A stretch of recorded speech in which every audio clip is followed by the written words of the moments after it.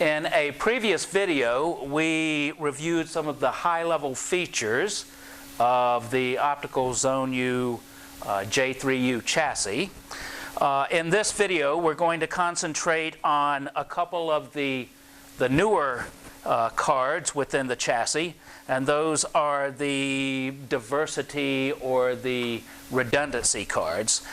These are both optical and RF, and the RF can be 50 ohm or 75 ohm. So there are various configurations of these.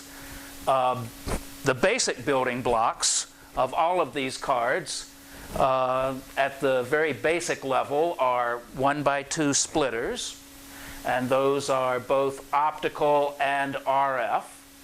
In my diagrams up here, green is RF and blue is optical. So we have splitters. We also have 2-to-1 switches, AB switches, switching between two inputs to one output, both optical and RF. We have 2x2 switches, which essentially have two states, straight through or switching two inputs to two outputs. We have both optical and RF again. And then a larger building block combines several of these. One is the OTB, and we'll show that, and the ORB, and we'll show how those are used in a couple of basic redundancy architectures.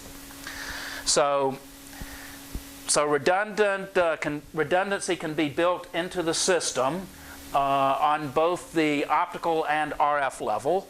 I've shown a couple of examples here. In the simplest example, we're simply doing redundant fiber. So neither the transmitter or the fiber optic receiver are protected in this case. We're just offering a diversity of paths and essentially just using a couple of basic optical switches. So this is 1x1 redundancy in the fiber. We could also, although it's not shown on this diagram, we could have a transmitter, an additional transmitter to receiver link and switch between those and do our diversity in the RF domain essentially.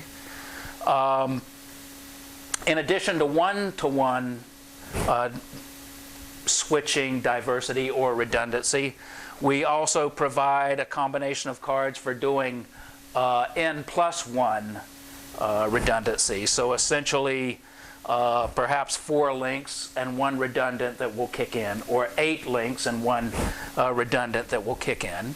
So and the case shown here is a simple case of N+1 redundancy where N is 2. So essentially I have 2 fiber optic links, transmitter to fiber optic receiver, and then 1 spare transmitter and 1 spare receiver.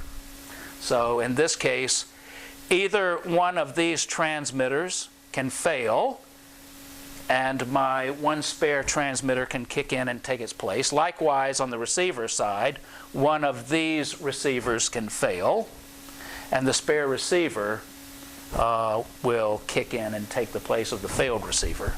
So essentially, if I can follow my drawing here very quickly, if this first transmitter were to fail, then, well, if no transmitter fails, I just go straight through, transmitter to receiver. If this transmitter were to fail, then this transmitter would keep going straight through. However, this transmitter would switch like this to this input and take this transmitter's place. Likewise, if this transmitter were to fail, this transmitter to receiver would still go straight through. This path would be interrupted.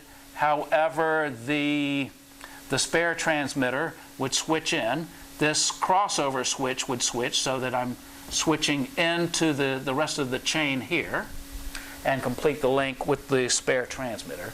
And a similar argument can be made for the receiver failure. So that's a basic overview of the building blocks of the RF and optical redundancy modules of the J3U chassis. Thank you for watching.